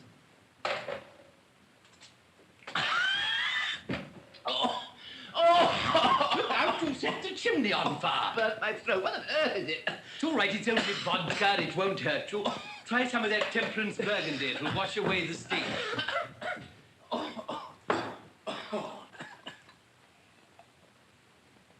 You may call it a temperance burgundy, sir, but I should be sorry to venture on more than one glass of it myself. Nonsense. After that awful stuff, it's like milk. Steady, steady. My burgundy isn't as mild as it seems. Oh, are you all right? Perfectly. Good. You don't mind if I get rid of this? That means you're getting rid of Barbara. Not at all. Yes, she refused to swallow Bodger's whiskey. Do you think she's any more likely to swallow your money and gunpowder? She's swallowed a good deal of it already, my friend. What do you suppose she's been living on all these years? You think you'll end by making me swallow them, don't you? Both of you will have to swallow them. They are mystical powers above and behind the three of us that will make short work of your scruples. Do you think I don't know all about the mystical powers, Machiavelli? You remember what Euripides says about your money and gunpowder? No. One and another in money and guns may outpass his brother. And men in their millions float and flow and seethe with a million hopes at level. And they win their will or they miss their will. And their hopes are dead or are pined for still. But whoe'er can know as the long days go that to live is happy, has found his heaven. It's my translation. What do you think of it? I think, my friend, that if you wish to know as the long days go that to live is happy, you must first acquire money enough for a decent life and power enough to be your own master. You're damnably discouraging. What else is wisdom? What of man's endeavor or God's high grace so lovely and so great? To stand from fear set free, to breathe and wait, to hold a hand uplifted over fate. And shall not Barbara be loved forever? Oh, Euripides mentions Barbara, does he? It's a fair translation. The word means loveliness. And may I ask, as Barbara's father, how much a year she's to be loved forever on? As Barbara's father, that's more your affair than mine. I can feed her by teaching Greek, that's about all. Do you consider it a good match for her? Mr. Undershaft, I am in many ways a weak, timid, ineffectual person, and my health is far from satisfactory. But whenever I feel I must have anything, I get it, sooner or later. I feel that way about Barbara. I don't like marriage. I feel intensely afraid of it. I don't know what I shall do with Barbara or what she'll do with me. But I feel that I and nobody else must marry her. Please regard that as settled. Oh, not that I wish to be arbitrary, but why should I waste your time in discussing what's inevitable? You mean you'll stick at nothing? Precisely.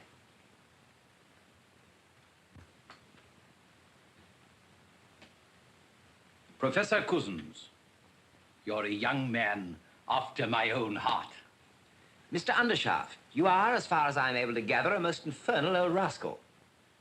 But you appeal very strongly to my sense of ironic humor. Good. We shall get on well together. Have you ever thought about going into business? My business? Money and gunpowder? Never. Barbara's money will come from it. Why not help to earn it? You thought of that at all? Look here, Machiavelli. I am interested in thought reading and have, in fact, made some experiments in it, but I object to your trying it on me. When my head is clear, I'll tell you exactly what I think. Just at present, I'm in a state of exaltation. I don't know why. Perhaps the excitement of that meeting.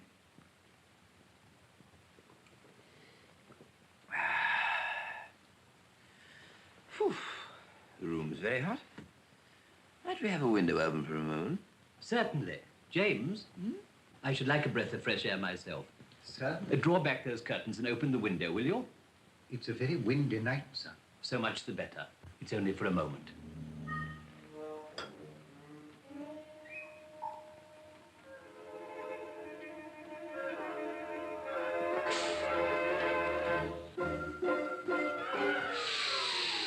Ah, what a relief. Steady, Machiavelli, steady. Lend a hand, will you? Quick! Right, sir.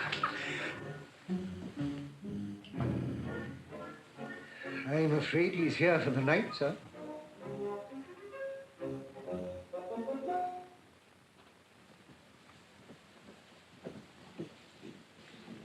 Nobody down yet? Mr. Stevens down, my lady, and has had his breakfast. Miss Barbara's gone out, I suppose. No, my lady, Miss Barbara is not up yet. Not up yet? Are you sure? Quite sure, my lady. Miss Barbara came in late last night and said she was not to be called. Not to be called? Was she quite well? A little pale, my lady, and without her bonnet. I hadn't much time to notice. She went straight upstairs and left me to settle with the policeman and the ambulance. Policeman? Ambulance? There must have been some accident. Are you certain she wasn't hurt? I can assure you she was quite all right, my lady. Well, what have you laid all those extra places for? You're expecting Mr. Cousins and Mr. Lomax, my lady. The car's ordered for 10:30 to take the party Well, to where?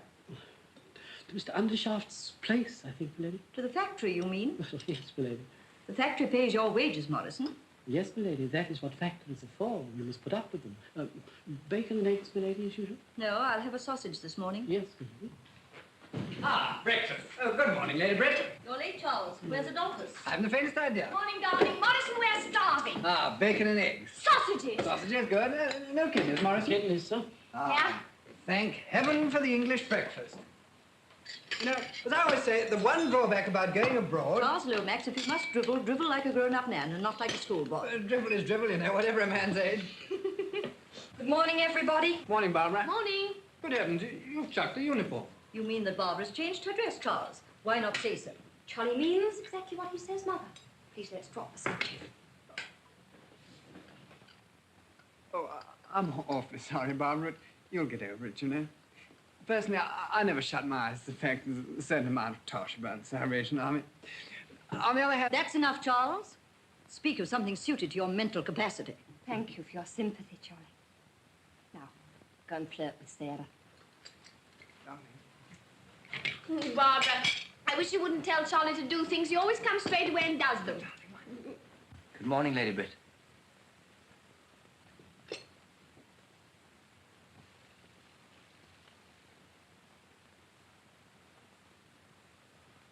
Morning, darling. Good morning. Morning. Good morning. Just some water, please, Morrison. With ice in it. I say, old boy, did you have a bad night? No, I had a very good night.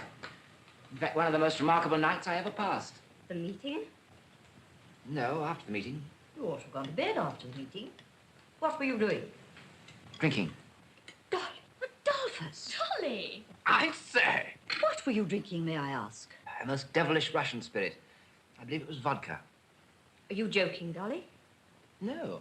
I've been making a night of it with the nominal head of this household, that's all. Andrew made you drunk? No, he just provided the drink. To tell you the truth, I've never been quite drunk before. I rather liked it last night. I told you I was possessed. Possessed? You're not sober yet. Go home to bed at once. I've never before ventured to reproach you, Lady Britt, but how could you marry the Prince of Darkness? It was much more excusable to marry him than to get drunk with him. That's a new accomplishment of Andrew's, by the way. He usedn't to drink. He doesn't now, although he had an admirable excuse for doing so last night. You see, he'd just given away £50,000. Given away? Yes, to the Salvation Army. And he insisted upon remaining anonymous. That was rather fine, old boy, you know. Most chaps would have wanted the advertisement. He said all the charitable institutions would be down on him like kites on a battlefield if he gave his name. That's Andrew all over. Never does a proper thing without giving an improper reason for it. He convinced me that I have all my life been doing improper things for proper reasons. Mr. Undershaft has just arrived. He's in the drawing room, my lady. Children, go and get ready. Your father doesn't like to be kept waiting. Adolphus! Now that Barbara's left the Salvation Army, you had better leave it too. I will not have you playing that drum in the streets. Your order is already obeyed, Lady Britt.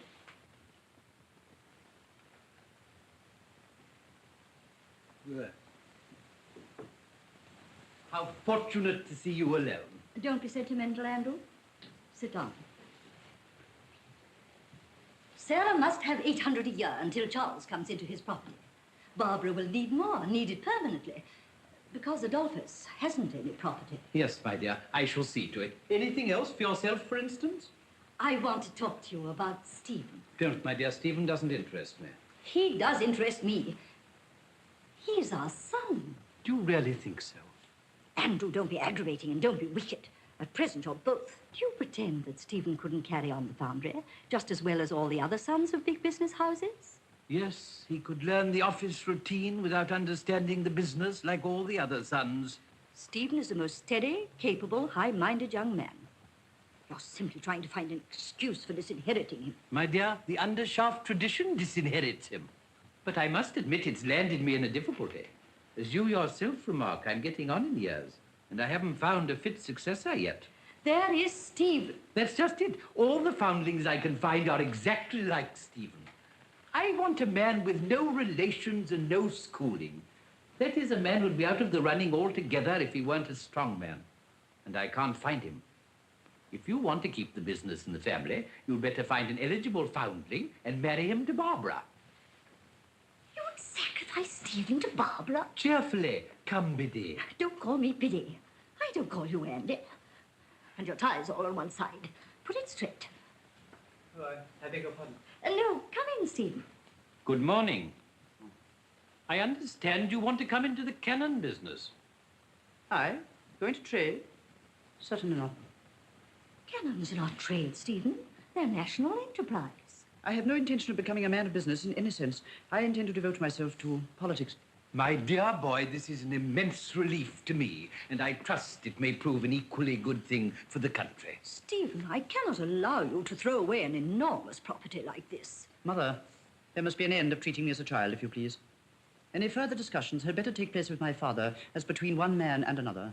Stephen! I'm sorry, Mother, that you have I quite understand, Stephen. By all means, go your own way. If you feel strong enough.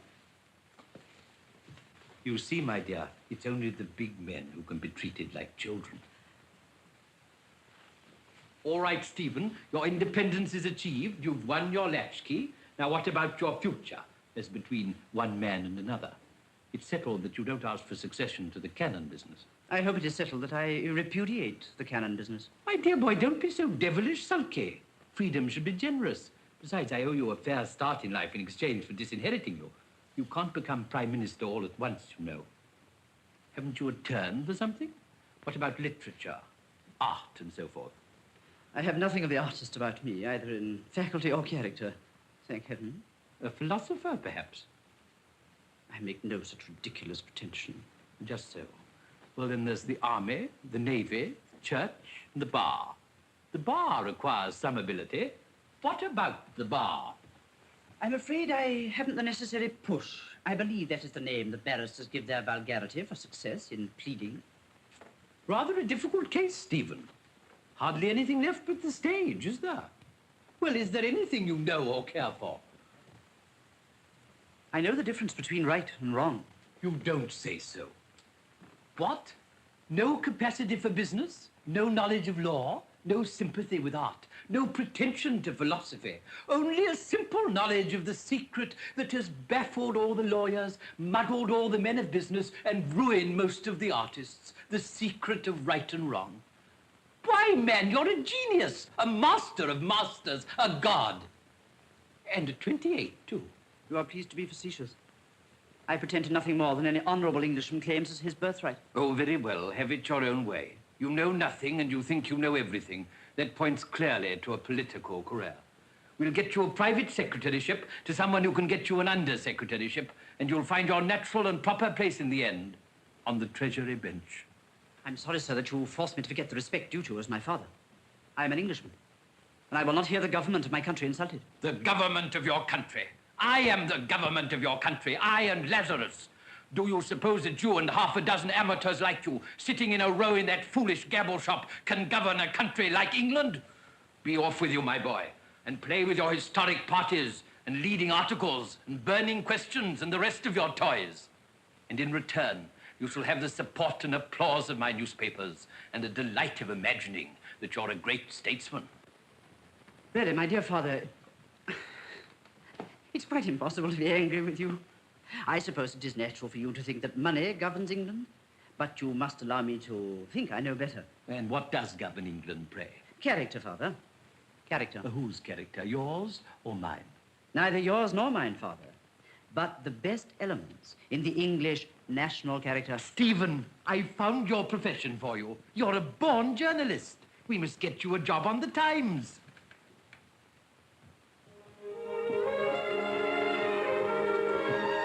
Don't be apologetic, Stephen. Yes, and don't forget you've outgrown your mother. Morning, Morrison. Shall we see you again this evening, sir? I have your room ready for you. No, by George.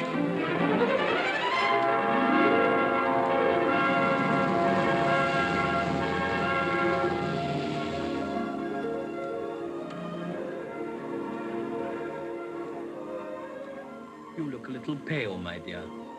I've made you unhappy, haven't I? Do you understand what you've done to me? Yesterday, I had a man's soul in my hand. I set him in the way of life with his face to salvation. And when we took your money, he turned back again to drunkenness and derision. I'll never forgive you there. Never. Does my daughter despair so easily? Can you strike a man to the heart and leave no mark on him? You forget, my dear. Bill Walker spat in Todger's eye to save his honor. He gave up his hard-earned pound to save his soul. Do you know what a pound means to such a man? It's your faith that's failing, not his. Will he ever strike a woman again as he struck Jenny Hill? You've sent him on the road to his salvation.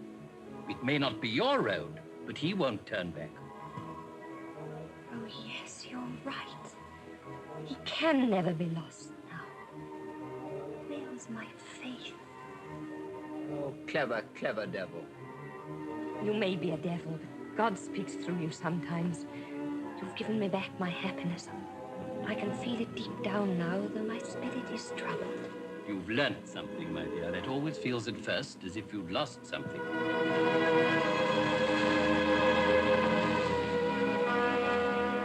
What have Barbara and I got to do with your factory of death? That's what I ask myself. I've always thought of it as a sort of pit where lost creatures with blackened faces stirred up smoking fires and were driven and tormented by my father. Is it like that, Papa? My dear, you'll see for yourself.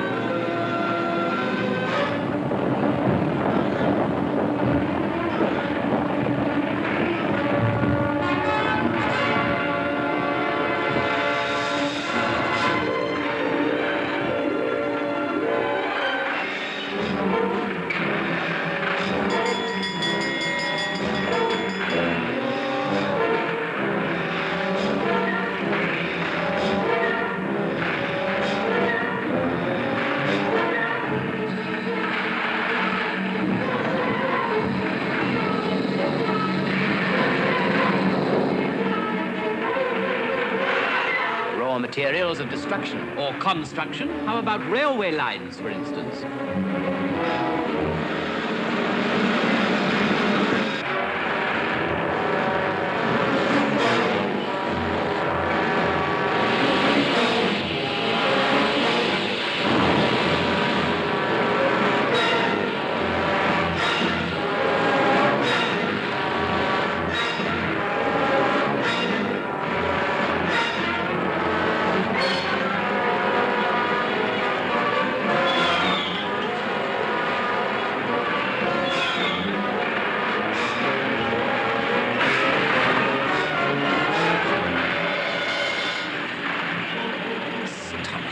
Remember the words of Plato?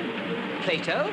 You dare quote a Greek philosopher to me? Plato says, my friend, that society cannot be saved until either the professors of Greek take to making gunpowder, or else the makers of gunpowder become professors of Greek.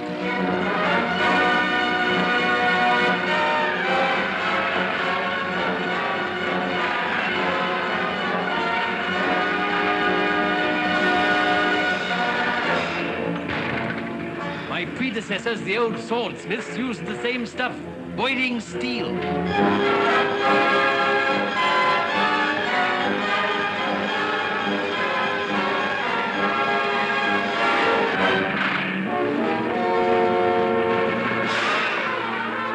found anything discreditable? Nope. The men call him Dandy Andy, and are proud he's a cunning old rascal.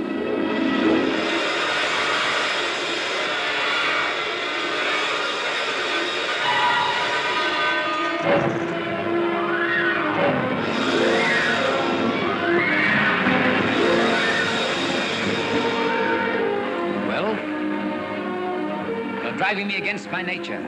I hate war. Hatred is the card's revenge for being intimidated. Dare you make war on war? Here are the means.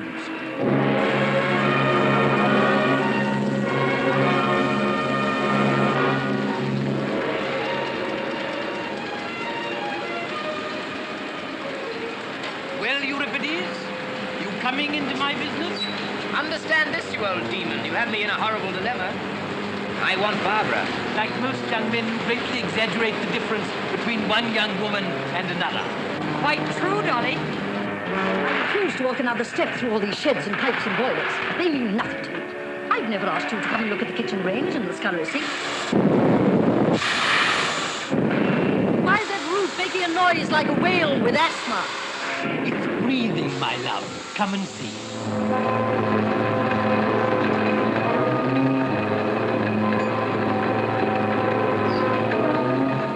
Ridiculous. Is it snow or salt or what? Nitrates to make explosives. Or sulfates to fertilize your fields. If you prefer the explosive way, that's your affair, not mine.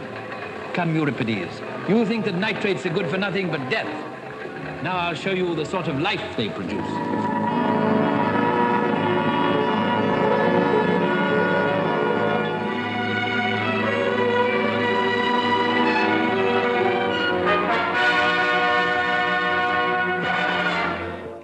Where my workers live. Here they own everything and I own nothing. Sort of cooperative touch, huh? Exactly, Mr. Lomax. It makes it very difficult for them to leave my employment, but then they don't want to leave it. Why? Because they can't better themselves, my love. Slavery, I call it. Do you, my dear?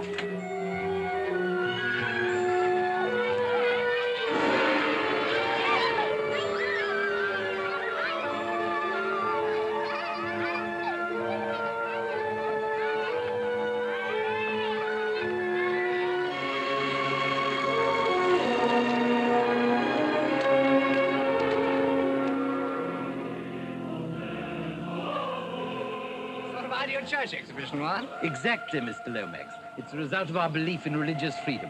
Its official name is the meeting place of all the religions. The men call it Piety Square. Are you sure that all this pampering is really good for the men's characters? My dear boy, when you're organizing civilization, you have to make up your mind whether trouble and anxiety are good things or not. If you decide that they are, then I take it you simply don't organize civilization. Good morning. However, our characters are safe here. A sufficient dose of anxiety is always provided by the fact that we may all be blown to smithereens at any moment.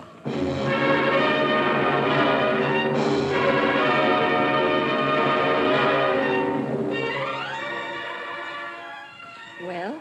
Not a ray of hope. Everything perfect, wonderful, real. It only needs a cathedral to be a heavenly city instead of a hellish one. And to think of all that being yours. And you've kept it yourself all these years. It doesn't belong to me. I belong to it. It's the undershaft inheritance. It is not. Your ridiculous cannons and that noisy banging foundry may be the undershaft inheritance. But all that plate and linen, all those houses and orchards and gardens, they belong to us. They belong to me. They're not a man's business. I won't give them up. What lovely flowers. Never mind about the flowers, Andrew. You're trying to put me off the subject of the inheritance. Well, you shan't. I don't ask it any longer, Miss Stephen. He's inherited far too much of your perversity to be fit for it. But Barbara has rights as well as Stephen. Why should not Adolphus succeed to the inheritance? I should ask nothing better if Adolphus were a foundling. He's exactly the sort of new blood that's wanted in English business. But he's not a foundling, and there's an end of it. Not quite. I think, mind, I'm not committing myself in any way as to my future course, but I think the foundling difficulty can be got over. What do you mean? Well, I have something to say which is in the nature of a confession. A confession? A confession? Yes, a confession. Listen, all of you. Won't you sit down?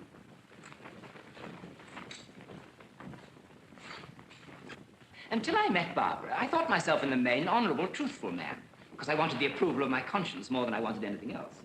But the moment I saw Barbara, I wanted her far more than the approval of my conscience. Adolphus. I thought she was a woman of the people. And the marriage with a professor of Greek would be far beyond the wildest social ambitions of her rank. Adolphus. No, really. When I learnt the horrible truth... What do you mean by the horrible truth, pray? She was enormously rich, that her grandfather was an earl, that her father was the Prince of Darkness, and that I was only an adventurer trying to catch a rich wife. Then I stooped to deceive her about my birth. Dolly, your birth. Now, Adolphus, don't dare to make up a wicked story for the sake of these wretched Karens. Remember, I've seen photographs of your parents. And the Agent General for Southwestern Australia knows them personally and has assured me they're the most respectable married people. Oh, so they are in Australia, but here they're outcasts. Their marriage is legal in Australia, but not in England. My mother is my father's deceased wife's sister. And in this island, I'm consequently a foundling. I think not. You can marry your wife's sister, even in England. Ah, you can now, but not when my parents married. Is the subterfuge good enough, Machiavelli? You're an educated man. That's against the tradition. Greek hasn't destroyed my mind, it's nourished it. Besides, I didn't learn it in an English public school. Biddy, this may be a way out of the difficulty. Stuff! A man cannot make cannons any better for being his own cousin instead of his proper self. Well, I can't afford to be too particular. He's cornered the foundling market. Let it pass. You're eligible, Euripides. You're eligible.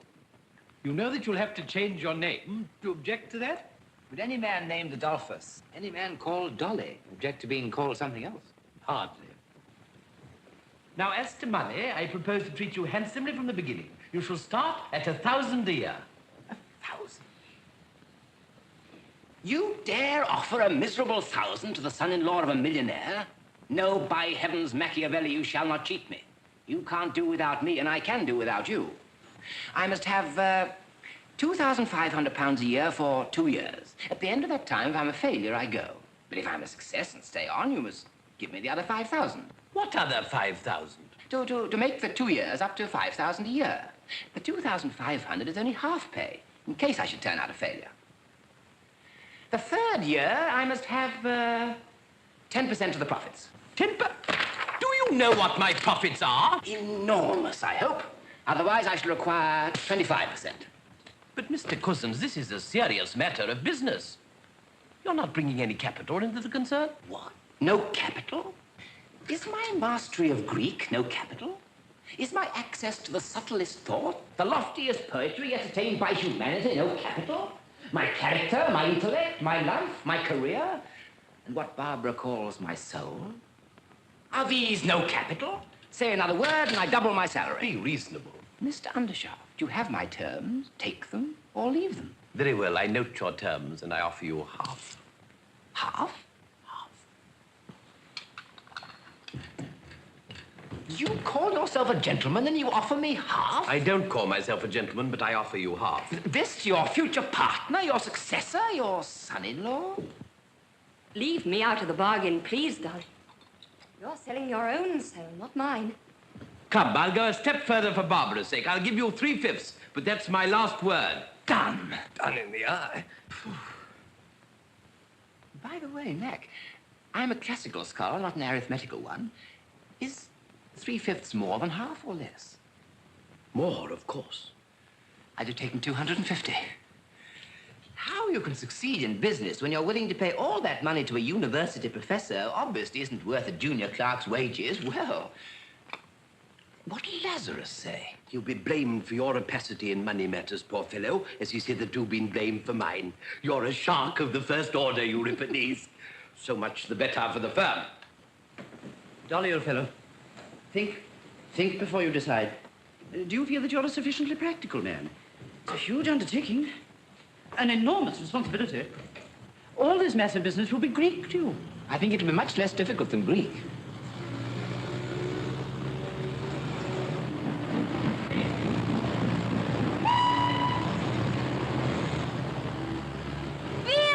Hello, Judy. What do you think of it? Got myself a job. £3.10 a week. How's that for salvation, eh? Barbara? You understand, don't you, that I had to decide without consulting you? If I'd left this choice to you, you'd sooner or later have despised me for it. Your father's challenge has beaten me. Dare I make war on war? I dare. I must. I will. And now, is it all over between us? silly baby, Dolly. How could it be? Then you owe for my drum. Take care, Dolly. Take care. Oh, if only I could get away from you, from Father, and from it all. And leave me? Yes. I can't. I was happy for a moment in the Salvation Army. But as soon as our money ran short, it all came back to Bodger. Undershaft and Bodger. Their hands stretch everywhere. And as long as that lasts, there's no getting away from them. Turning our backs on them is turning our backs on life. Do you know what would have happened if you'd refused Papa's offer? I wonder. I should have given you up and married the man who'd accepted it. After all, my dear old mother's got more sense than any of you. I felt like her when I saw this place. Felt that I must have it. That never, never, never could I let it go. Only she thought it was all the houses and the kitchen ranges and the linen and the china. But it was really all the human souls to be saved. Not weak souls in starved bodies, sobbing with gratitude for a scrap of bread and scrape. But souls that are hungry because their bodies are full. My father shall never throw it in my teeth again that my converts were bribed with bread. I have got rid of the bribe of bread. I have got rid of the bribe of heaven. Let God's work be done for its own sake. The work that he had to create us to do, because it cannot be done except by living men and women. Then the way of life lies through the factory of death. Yes, through the raising of hell to heaven and of man to God. Through the unveiling of an eternal light in the valley of the shadow. Oh, did you think that my courage would never come back? Did you believe that I was a deserter? That I, who have stood in the streets and taken my people to my heart and talked of the greatest and holiest of things with them, could ever turn back and chatter foolishly to fashionable people about nothing in a drawing room? Never, never, never, never. Sooner than that, I'd sweep out the gun cotton sheds or be one of Bodger's barmaids. Major Barbara will die with the colors. Glory, hallelujah. Mama! Mama! Well, what does she say? She's gone right up into the skies. Mama! Well, Barbara, what do you want? A house in the village to live in with Dolly.